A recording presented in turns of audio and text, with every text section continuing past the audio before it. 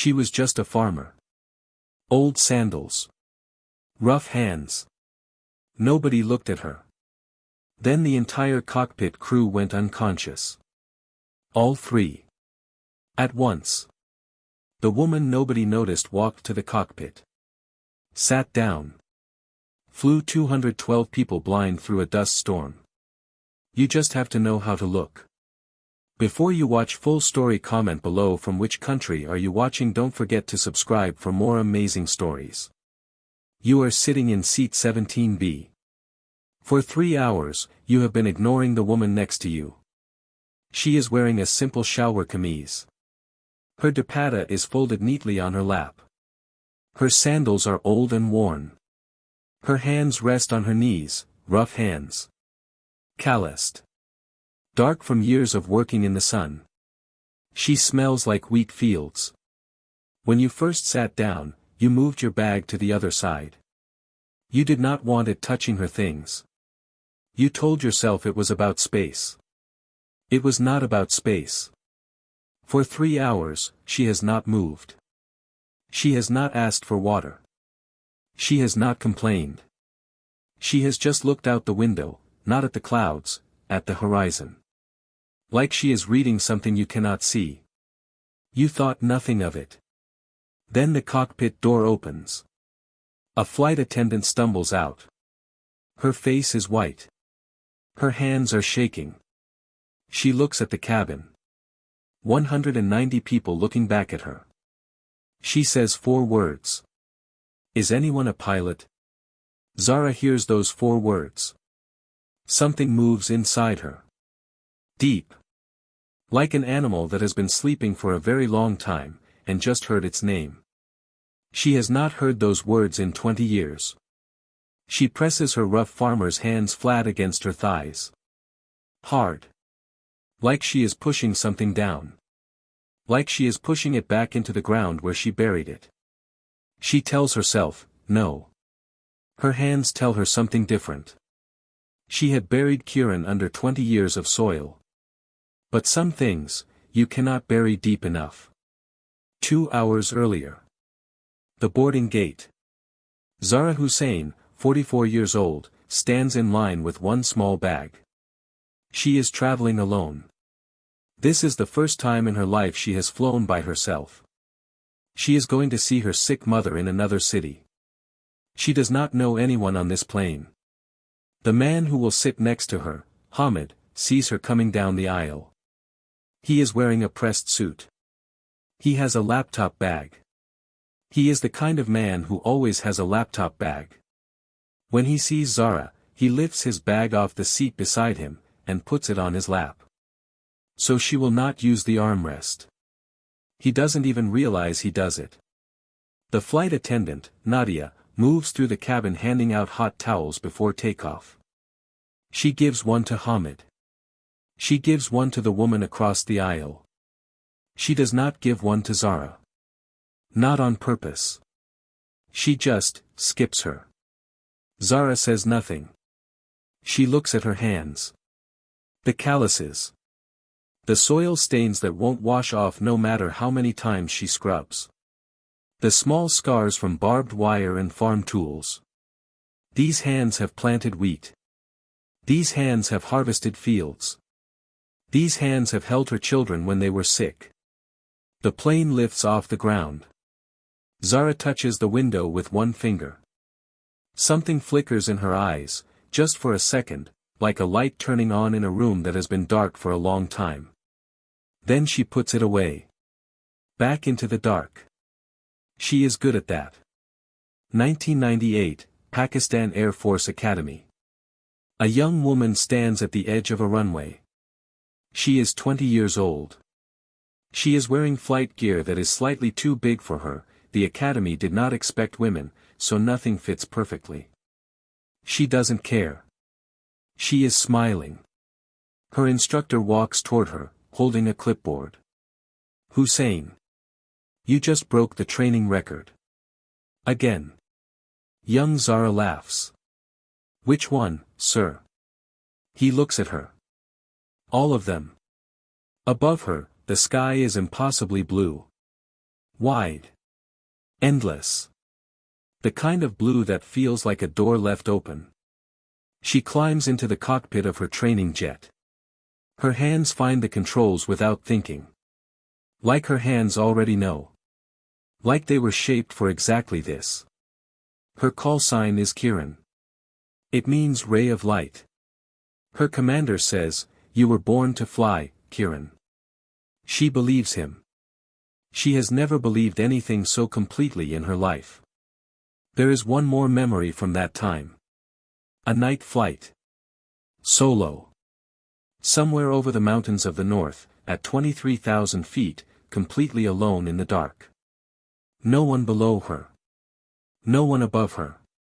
Just stars and instruments and the quiet hum of the engine.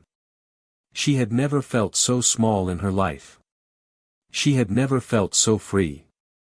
She remembers thinking, just once, just quietly, to herself, "This is mine. This sky. This moment. Nobody can take this from me." She was 20 years old. She did not know yet how wrong she was. She did not know yet that a phone call was coming. That her father's tired, gentle voice would reach up through those 23,000 feet and pull her back to earth. She did not know yet that she would spend the next 24 years trying to remember what that night felt like and pretending she was not trying. Then, a phone call. Her father's voice. Tired. Gentle. Not cruel, he was never cruel. "Beti. The family has decided. You are coming home." She stood in the academy hallway, holding the phone. Outside the window, blue sky. Her sky. Already becoming past tense. She came home. She married a kind man. She planted wheat. She raised children. She learned to read the fields the way she used to read the sky. She told herself she was happy. She was not unhappy. But happiness and peace are not the same thing. And her hands, her calloused farmer's hands, never forgot what they were made for. She had made her peace with the fields. Or so she told herself. The sky had never made its peace with her. Nadia is standing in the aisle. Her hands are pressed together. She is trying to stay calm and failing. All three pilots are unconscious. Food poisoning. All three of them. The captain, the first officer, the relief pilot, they all ate from the same catered meal. They are all down. Autopilot is on, but there is a fuel alarm. We need someone now. Please. Is there anyone? The cabin erupts. People grab armrests. Someone cries out. A man near the back starts shouting that he wants to call his family. Hamid stands up, laptop bag forgotten on his seat for the first time. Call the ground. Get someone on the radio. Nadia shakes her head. Ground cannot fly this plane. We need someone here. In this cabin. Please. Anyone who has ever flown, even a small plane, please. Silence. 190 people. Not one of them stands up. Then. Bilal, 7 years old, seat 18A, traveling with his grandmother, leans forward. He taps the shoulder of the woman in front of him. Zara turns around. Bilal looks at her with serious, clear eyes. Auntie. Can you help them? Just that. A child's question. No drama. No fear. Just, can you help them? Zara looks at him. Then at his grandmother, who is holding the little boy's hand tightly. Then at her own hands in her lap. 20 years. She had a whole speech ready, though she never said it out loud. Not to her husband. Not to her children. Not to herself, not even alone in the dark. The speech went, that was another life. Another woman. That sky belonged to someone who no longer exists. I am a farmer. I am a mother. I am done. But right now, without meaning to, her mind is already in the cockpit. She can feel the yoke in her hands without touching it. She can see the instrument panel without looking at it. She knows this aircraft. She knows its weight. She knows how it handles in crosswinds. She knows where every switch is, where every alarm comes from, what each sound means. Her body knows things her mind tried to forget. And then, quietly, like someone stepping back into a room, Kieran wakes up. Not slowly. Not gradually. All at once. Like she was never gone. Because she wasn't. Zara stands up. Hamid stares at her. AAP? You? Seriously? Zara looks at him. She doesn't say anything. She just looks. Then she turns and walks down the aisle toward the cockpit. No running. No rushing. No panic. The walk of someone who has done this before. The walk of someone who knows exactly where she is going. Nadia follows her. Then stops. Wait, who are you? Zara pauses at the cockpit door. She doesn't turn around. Someone who used to do this. She opens the door. 3 unconscious men. Slumped in their seats. Alarms blinking yellow and red. The autopilot light flashing. The smell inside the cockpit is different from the cabin. Metal. Cold air. Electricity. The smell of a working machine. Zara breathes it in. She did not expect to feel what she feels right now. She expected fear. She expected doubt. She expected her farmer's hands to shake. They do not shake. She looks at the 3 men. The captain, gray hair, heavy build, is slumped sideways against the window. The first officer, young, maybe 30, has his head back. The relief pilot is half out of his seat. She checks each one. Breathing. Pulse. Unconscious, not worse. She cannot help them now. She will help them by doing the only thing she can do. She sits in the captain's seat. Her hands find the yoke before she even thinks about it. Before she decides to. Automatic. Like a reflex. Like breathing. She looks at the instruments. Fuel, 47 minutes. Terrain ahead, mountains. High. Close. She exhales. One slow breath. Then she picks up the radio. Karachi Center, this is PK 447. Declaring emergency. Full cockpit incapacitation. All 3 crew members unconscious. I have the aircraft. Requesting immediate vectors away from terrain and to nearest suitable airfield. Static. Then a man's voice, calm, steady, 19 years of experience in every word. PK 447. Please identify yourself. Passenger. Former PAF pilot. I have approximately 47 minutes of fuel. I would appreciate if we moved quickly. Silence on the radio. 3 seconds. In those 3 seconds, air traffic controller Omar thinks of his daughter. She is 16. She wants to be a pilot. He wonders sometimes if she is strong enough for it. Then he decides something. PK 447. Turning you left. Heading 240. I've got you. What do you need? What do you need? Nobody had asked her that in 20 years. She almost smiles. Omar had worked 19 years at Karachi Center. He had talked down student pilots. Handled fuel emergencies. Managed 2 near mid-air collisions. But he had never, not once, heard a voice like this. That steady. That certain. At the edge of disaster. Autopilot had been flying straight. Toward the mountains. 12 minutes from impact when Zara took the controls. She turns the plane manually. Hard bank left. Passengers were not warned. Bags fly from overhead compartments. Drinks spill. A woman screams. Hamid grabs his armrests with both hands, his face gone white. What is happening? Nadia grabs the intercom with shaking hands. Please remain seated. Seatbelts fastened. We have the situation under control. She doesn't have the situation. She has the beginning of the situation. There is a difference. Kieran always knew the difference. That was the thing her instructors loved about her. She never confused confidence with certainty. She knew exactly what she had and exactly what she still needed. She needs more time. She needs a runway.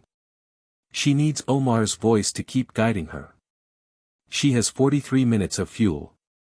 She starts working. 2 fighter jets appear outside the windows. Passengers see them. Someone starts crying. Someone else starts praying louder. The jets are close. Wing to wing. Pakistani Air Force markings. They are not here to threaten. They are here because an airliner just declared emergency and turned unexpectedly. A voice comes on the radio, young, sharp. PK 447. This is Thunder 3. PAF intercept. 2 aircraft. State your situation. Zara reaches for the radio.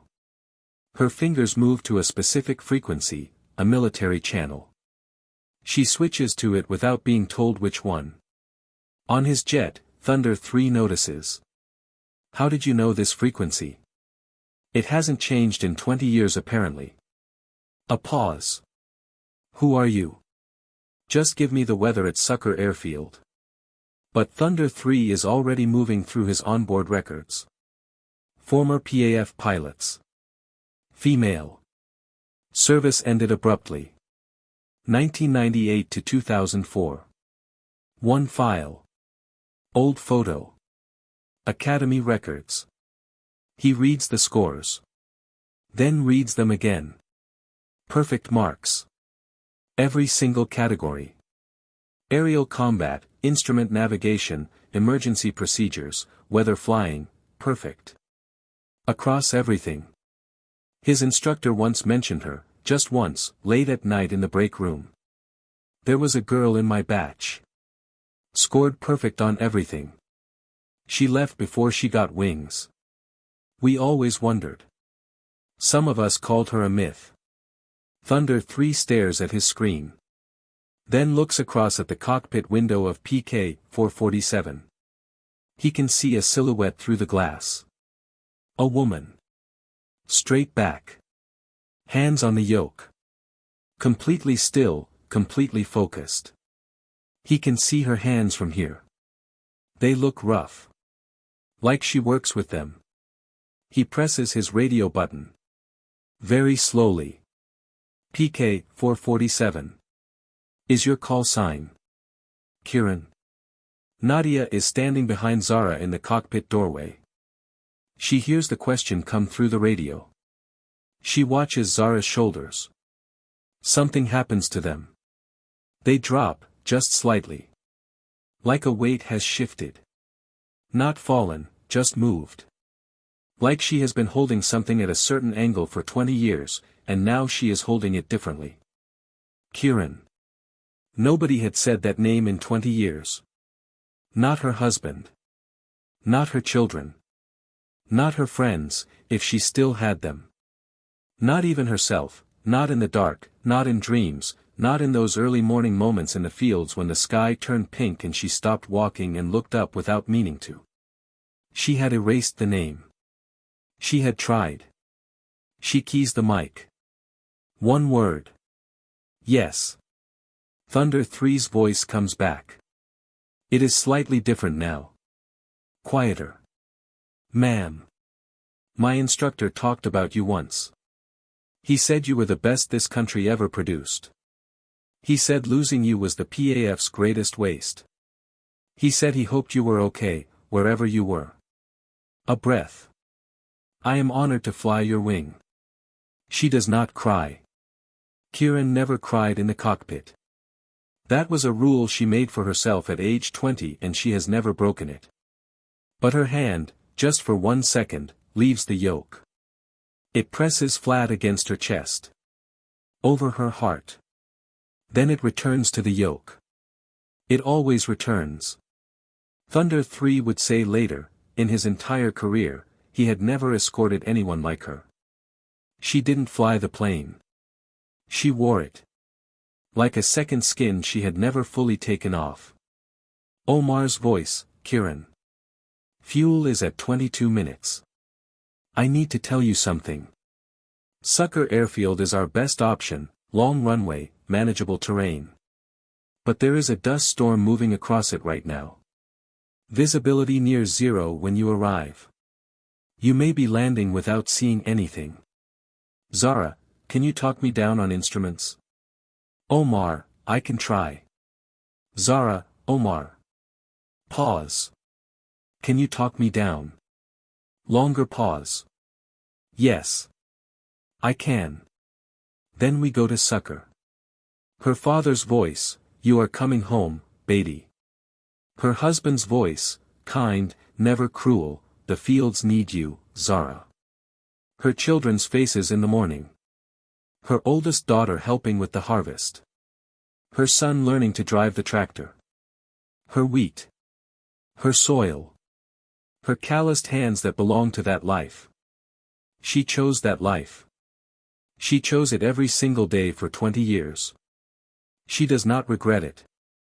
But right now, at this exact moment, she is also this. She was always also this. A woman can be wheat and sky. A woman can be soil and altitude. Both things can be true at the same time. Both things are true. She holds both of them. And she flies. From 40 miles out, you can see the dust storm. It is a wall. Brown. Solid. Moving slowly across the flat land below like a curtain being pulled across a stage. Sucker is behind that curtain. Nadia comes on the intercom. Her voice is steady, barely. Ladies and gentlemen. We will be landing shortly at Sucker Airport. Please bring your seats fully upright. Secure all loose items. Make sure seatbelts are tight. Brace position instructions are on the card in front of you. In seat 17B, your seat, you cannot move. Hamid is next to you now. His laptop is closed. His expensive jacket is wrinkled. His hands are folded together. He is praying, quietly, moving his lips. The grandmother in seat 18A is reciting Quran. Her voice is soft and steady. She has one arm around Bilal. Bilal is looking at the cockpit door. He is completely calm. He says to his grandmother, she said she used to do this. So she can do it again. The grandmother squeezes him tighter. The storm swallows the plane at 3,000 feet. Outside every window, nothing. Brown. Gray. Swirling. You cannot see the wingtip. You cannot see anything. Inside the cockpit, only one voice exists. Omar. Kieran. Heading 190. Descend to 2,500 feet. Runway is 14 miles ahead. I have you on radar. I will not leave this frequency. Heading 190. 2,500. Understood. 12 miles. Looking good. Descent rate is good. Thunder 3, somewhere invisible in the brown, I'm right here. Left wing. She cannot see him. She knows he is there. Every 30 seconds Omar calls altitude and heading. Zara's responses are short.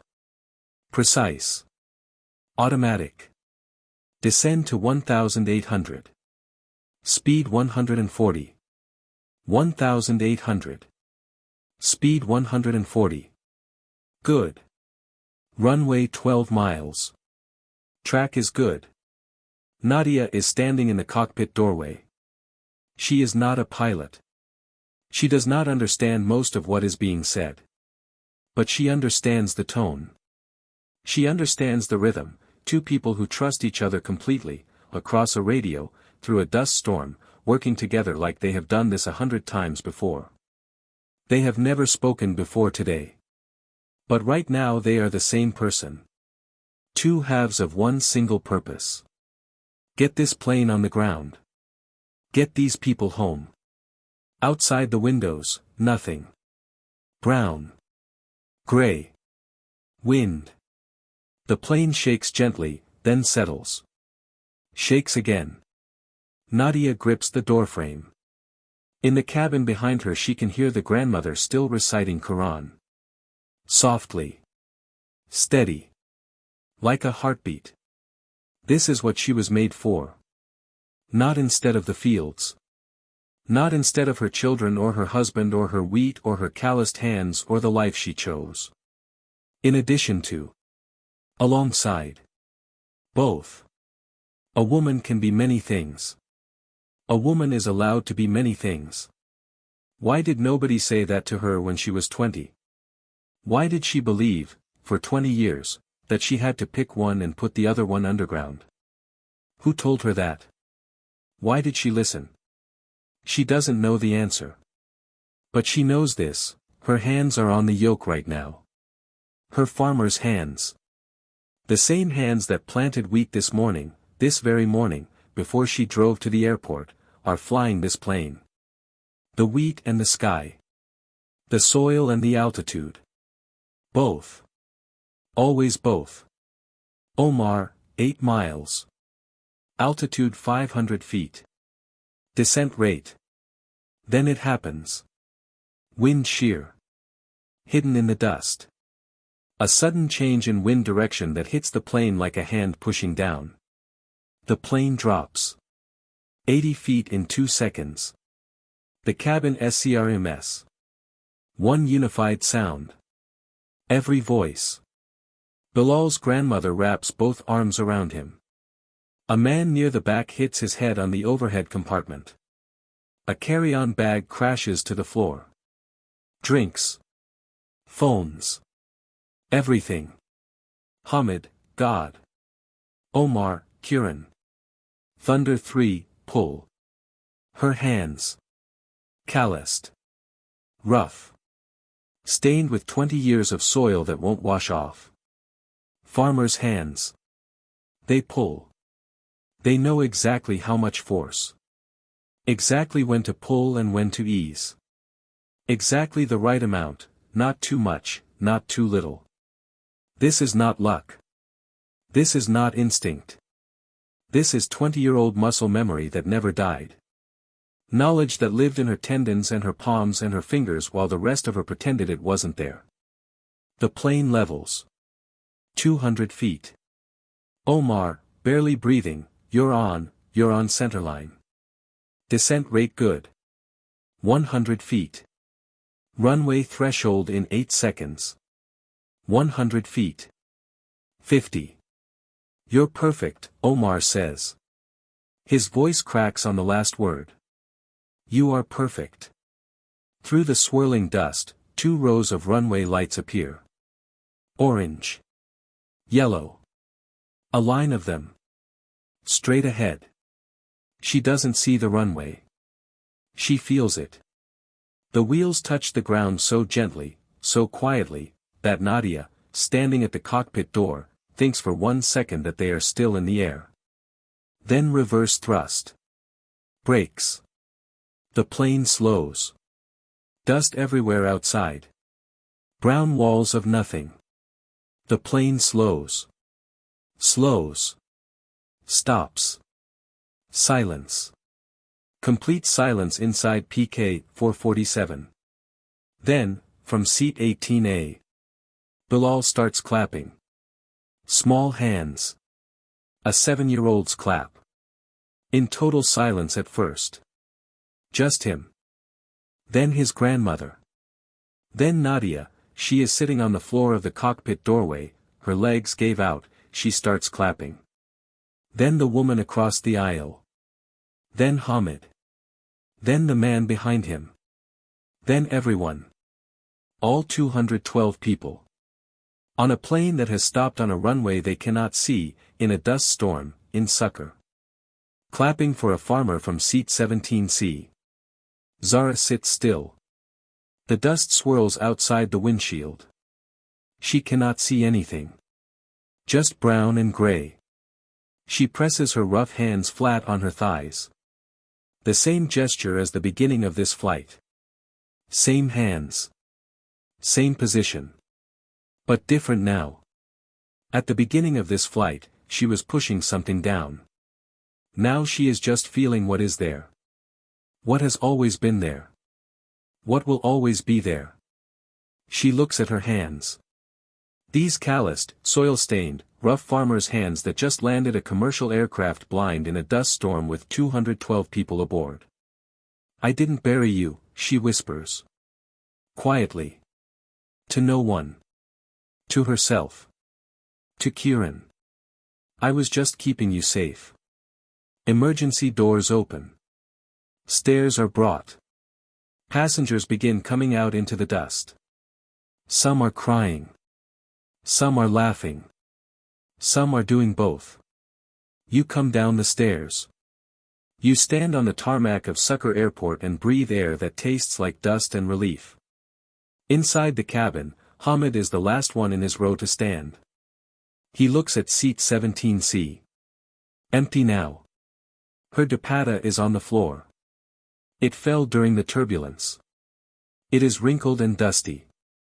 Hamid picks it up.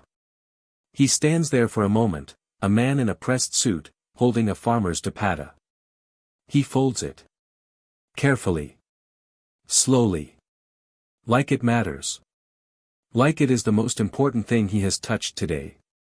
He places it on the seat. No words. Just that.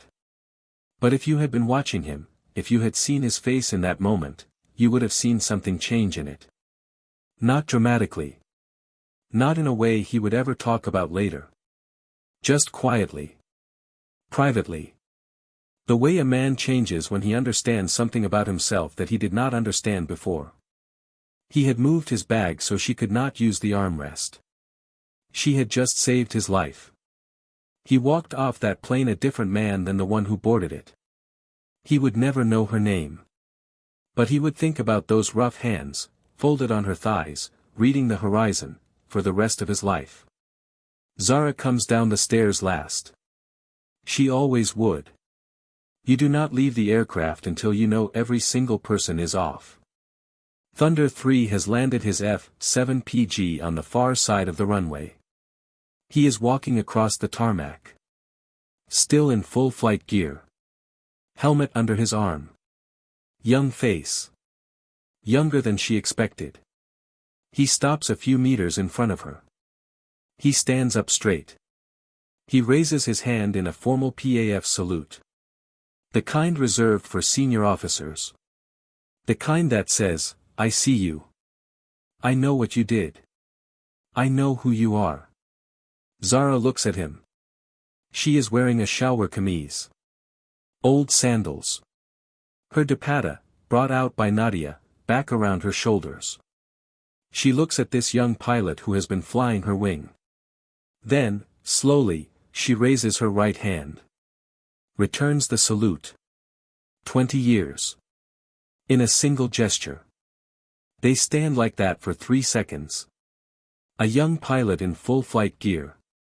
A middle-aged farmer in a dusty shower camise. The wind blowing dust around them both. Around them, passengers are being helped toward the terminal. Ambulances have arrived for the unconscious pilots. Emergency vehicles everywhere. Noise. Movement. Chaos. But in this one small circle of tarmac, just these two. Thunder 3 lowers his hand first. He does not say anything else. There is nothing else to say. Everything was said in that salute. 20 years of her absence from the sky. 20 years of a record nobody ever broke. 20 years of a young woman's perfect score sitting in a file that cadets read like scripture. All of it, acknowledged. Honored. Returned. A car comes through the airport gates faster than it should. Omar parks it badly, half on the grass. He finds Zara on the tarmac. He is not in uniform, he left the control center and drove here, he couldn't not. He stands in front of her. He is trying to say something clever and nothing is coming. Finally, my daughter wants to join the PAF. She is 16. She is already better at flight simulator than most adults I know. Would you be willing to talk to her someday? Zara looks at him for a long moment. Tell her from me, do not let anyone take her sky from her. Omar nods. He wipes his eyes with his sleeve. Then he turns and walks away before he cries properly. The little boy comes running across the tarmac, grandmother calling after him to slow down. He grabs Zara's hand with both of his. Holds it tight. Then looks up at her with those clear, serious 7-year-old eyes. I knew you could do it, Auntie. Zara kneels down. Looks at him at his level. Seriously. How did you know? Bilal shrugs. The complete, total shrug of a 7-year-old who finds the answer obvious. Because you have farmer hands. Farmers never give up. You never learned her full story. You were in seat 17B. You moved your bag away from her at boarding. You did not give her the armrest. You did not look at her. You will not forget that. Not ever. Not for the rest of your life. She went back to her fields. Of course she did. The wheat needed her. Her children needed her. Her soil needed her hands. She is a farmer. That is real. That is true. That is hers. But something was different after sucker. When she walked the fields at sunrise the next morning, when the air was cool and the wheat was gold and the sky was turning pink, she stopped looking down. She looked at the horizon. The way a pilot looks at it. Reading it. Knowing it. Owning it. Both things. Always both. They saw a farmer in seat 17C. Rough hands. Old sandals. The smell of wheat fields. Simple clothes. A woman who did not fit the armrest she was not given. They were not wrong. She was a farmer. She was also Kieran. She was also the woman who turned a plane away from a mountain with 12 minutes to spare. Who talked to a ghost of herself over a military radio frequency that hadn't changed in 20 years. Who landed blind in a dust storm, on instruments alone, with 212 lives and 20 years of silence in her calloused hands. She was all of it. All at once. The wheat field and the cockpit. The dupatta and the flight suit. The farmer's hands and the perfect score. Zara and Kieran. Both. Always both. Some people carry their whole lives in their hands. You just have to know how to look.